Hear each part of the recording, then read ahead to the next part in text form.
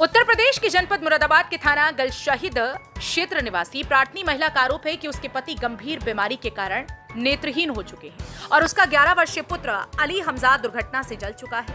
पति की लाचारी का लाभ उठाकर प्राटनी का देवर रिजवान उर्फ छोटे प्राटनी पर गंदी नजर रखता है। प्राटनी को अकेला पाकर उसके देवर ने कमरे में घुसकर इच्छा के विरुद्ध बलात्कार किया। घटना के समय प्राटनी ने शोर मचाया तो मौके पर जेठ सिकंदर नवाब अकरम भी आ गए और शोर मचाने पर सभी ने मारपीट की। चारों आरोपियों ने एक राय होकर प्राटनी का गला दबाकर जान से मारने की कोशिश की। प्राटनी ने थाना गलशहीद क्षेत्र प्रभारी को शिकायत की।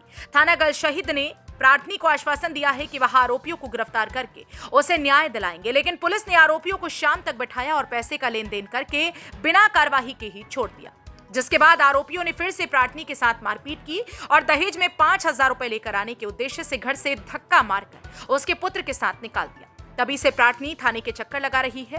थाने वालों ने सिर्फ एफआईआर दर्ज की है और एफआईआर करने के बाद वह आरोपियों से हमसास हो गए और थाना गलशहीद आरोपियों पर अपना आशीर्वाद बनाए हैं।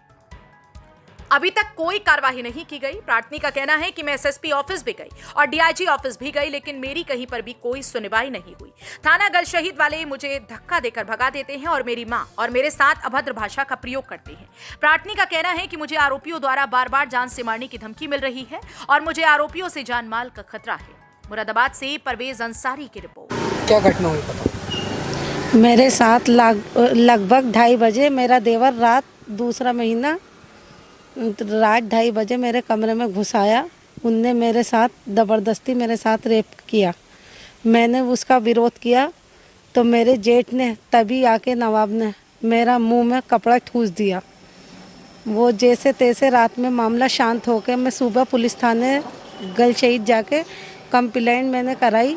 मौके पर पुलिस वाले उसे उठा के ले आए। गलशहीद वाले लाने के बाद मुझे आश्वासन दिया, बोले कि जाओ पूरा इंसाफ दिलाएंगे, आप घर जाइए। मैं अपने घर आ गई।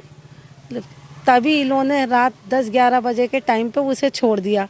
आने के बाद इन लोगों ने मुझे मार पीट करी मेरे साथ और मुझे घर से धक्के दे के निकाल दिया। बोले जा तेरा यहाँ पे कुछ नहीं है। मेरे पति आंखों से नबीना हो चुके हैं, दोनों आंखों की रोशनी नहीं है। मेरी थाना गलशहीद बिल्कुल नहीं सुन दिया है। हाँ, मैंने तहरीर दी थी। इन्होंने सारी जांच करने के बाद में एफआईआर करी। एफआईआर करने के बाद ये लोग उनसे मिल गए, वो दूसरी पार्टी से मिल गए। मेरी बिल्कुल सुनवाई नहीं कर रहे हैं। मैं एसएसपी ऑफिस भी गई थी, डीआईजी ऑफिस भी गई थी। मुझे कहीं ना कहीं लगता है ये दूसरी पार्टी से मिले हुए हैं। पैसे लेके उसे छोड़ दिया मेरे देवर को। कितने लेके पैसे लेकर छोड़ दिया? थाना गलशहीद वालों ने। अच्छा।